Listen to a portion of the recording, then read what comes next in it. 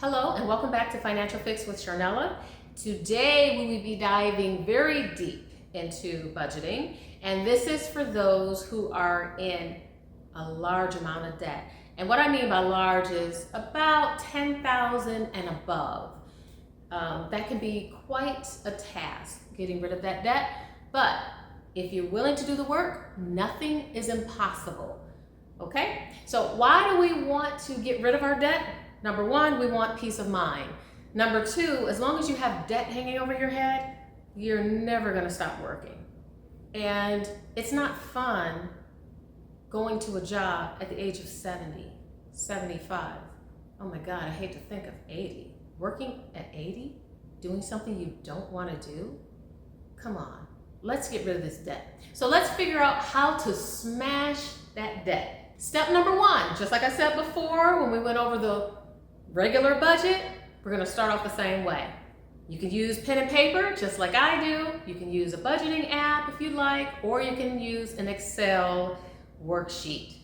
Okay, so you're going to label it monthly budget, and what you're going to do the first thing is indicate again how much reliable income you have coming in from all sources. Now, if you are someone who does odd jobs on the side, I wouldn't necessarily count that income because it's not something that's coming in on a consistent basis. I want you to just focus on what is your consistent income that's coming in. And as before, let's give a $5,000 a month example. So you have $5,000 coming in. Okay, so number one, you're going to write down how much money that's coming into your account every month. Okay, number two, you're going to list all of your essential expenses. And remember, essential is food, not fast food, food at the grocery store. That is shelter, your home, the place you rent or you own. The next thing is communication. Yes, that's a cell phone. And last is transportation, reliable transportation. Doesn't have to be a Mercedes-Benz. It doesn't have to be a Volvo. It just has to be reliable. So number one, I would say if you're driving a vehicle that you absolutely can't afford, you're paying $8,000, $9,000, $1,000 a month, you need to find a way to drive a vehicle that is much less expensive. Especially if you're leasing, maybe turn that lease in a little bit earlier and lease something or purchase something that is a lot less expensive, that doesn't put so much of a weight on your budget. Okay, so after you've listed all of your essential expenses, now the next thing you're going to list in that same column is all of your debts. What is the minimum monthly payment that you have to make on all of those debts? Okay, essential needs, minimum monthly payments of all of your debts. Now that you've got that, I want you to tally up that whole total. Say for instance, the total comes to $4,000. You bring in $5,000 a month, you're gonna subtract $4,000. Ooh, that leaves us $1,000. Now, that does not mean that you get to spend that $1,000 on non-essentials because you have debt. This is about paying off your debt. So with all of your debts that you've listed, every month you're making the minimum balance payment on, I'm sorry, not minimum balance, but you're making the minimum payment on each of those debts. Now what you're gonna do is target and hone in on one debt to start paying down on a monthly basis and continue to do so until it is completely gone, completely obliterated, right? So in my opinion, I think you should start off with the debt that is the least taxing. So your smallest debt. Say your smallest debt is $2,000. And all of the rest of your debts move up from there. Let's target the $2,000 debt. And I'll tell you why. Oftentimes, when you target a small goal first, you work towards it, it's much easier to see the progress with a smaller goal.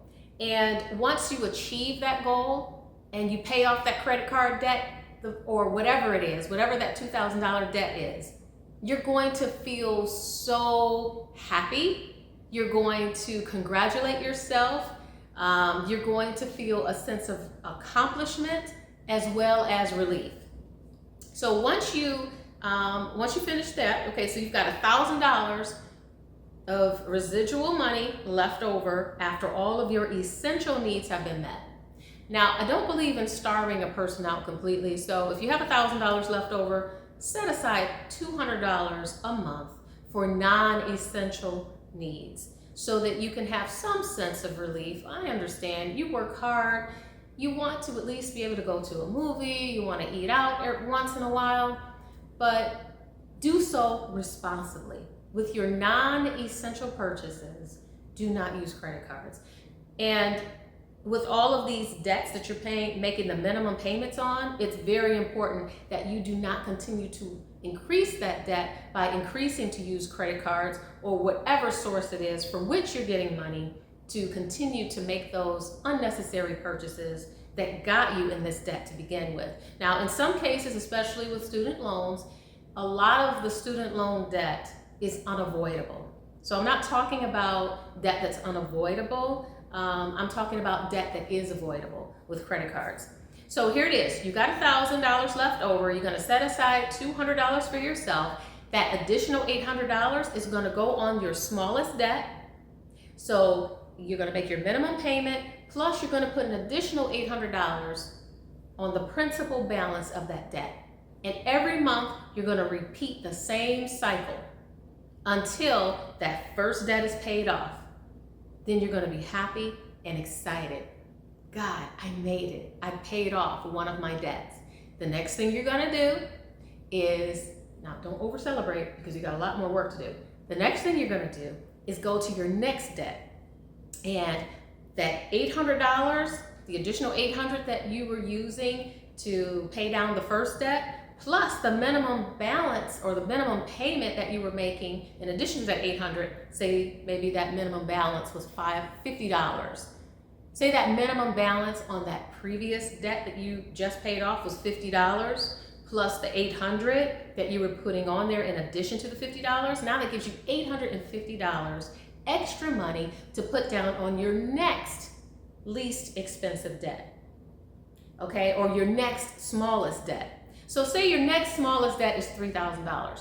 You're going to continue to make that minimum payment on that $3,000, plus you're going to take all the money that you were paying on the previous debt that you just finished paying off, which was around $850, and you're going to take that $850 and put it on the principal balance of that next debt to get that $3,000 paid off. Now, again, you're going to just repeat this process month after month. Now, the one thing you're going to say to me is, Sharnella, are you serious? I mean, I want to go on vacation. I want to buy some Gucci shoes. I want to go, out with my girlfriends and, go for, a ladies' night out, and I want to spend $100. Well, I'm going to tell you those days are over for now. You have to get out of debt first. Let's be responsible first. Because a lot of times it is that exact same irresponsible behavior that led you to where you are today. I don't want you to continue to follow down that path. Now, some of you might say, Sharnella, this is just a little too difficult for me. It is unreasonable. It is, I can't do it. Well, what I'm going to say to you now is send me an email, Sharnella@SharnellaClark.com. And let's schedule a time to talk about it. Let's have a conversation about how we can legitimately get you on a path to where you can pay off your debts and start saving for a better financial future. Now, there is a woman that I'm coaching now, and we're going through that process. I'm sitting down with her one-on-one, and we're discussing what her current goals are for today, what her midterm goals are for the next couple of years, and what her long-term goals are for her future. My goals: consolidate mortgage. That's what I want to do. Pay off ASAP. Save more than 6 months. Come on, what else I supposed to be thinking of? You want to save for retirement, right? Yeah, retirement, and that will be retirement. We want to do what, a 2-year goal? Is that what that be? How old are you now? I'm 55, girl. Okay. That's why I gotta get this. So when do you want to retire? By I what want to age? I want to retire by at least 60. Okay, so you got 5 years. 5 years. Okay. 5-year plan. I want to Okay. retire early. So how much money do you want to have in retirement? $500,000. Okay, you got to get moving then. I know. That's what I'm saying. Shoot, because $1 million ain't gonna do nothing. Yeah, I know. But you also, with your properties, you're going to have residual income coming in. Right. as So well. that's another reason why. If you know what, y'all know, if I get out of this debt, I can Yeah. retire now and just live off my income coming in. You have to ask yourself, doesn't matter what age you are, you know, what's going on right now. As long as there's breath in your body, you can change your circumstances. You just have to want to. It starts with the way that you think. If you think that you can't achieve something, then you'll never do it. But if you tell yourself, yes, the road is going to be tough, it's going to be hard, but I can do it. I'm going to press on and I'm going to be successful. You can do it. I know you can. So at this time, while you're getting out of debt, there's really no opportunity to save, because the money that you're saving, putting into, you know, a checking account or a savings account, the banks are paying less than 0.5%. If you're paying 15, 20%, 24% on your credit cards, you know, the interest on the credit card, then what point is it to save a couple of $1,000s in the bank when you could have a couple of $1,000s to pay down those debts and actually save yourself the interest, the 15, 18, 20, 24% interest? It doesn't make sense at this point. So all saving has really come to a halt. And unfortunately, if you do have an emergency, you may have to once again use a credit card to get yourself out of that emergency. But what I recommend is you find a way to earn more money. You have skills. Let's monetize those skills and earn more money on the side. So if you do have a side gig that you're doing, when you finish that side gig, you get your income from that side gig, I want you to go throw it directly on that debt. Don't go out and party with it. Don't go on vacation with it. Don't go spend money on fast food. Don't go buy a new Coach purse or Michael Kors purse. Come on, stop making everybody else wealthy. Make yourself wealthy first. Make it first for yourself, and then buy those things later.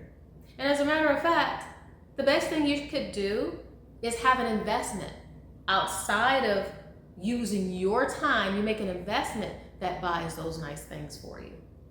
Okay? That's the smart way to handle things. Thank you for watching Financial Fix with Sharnella. Please like and subscribe to hear more content.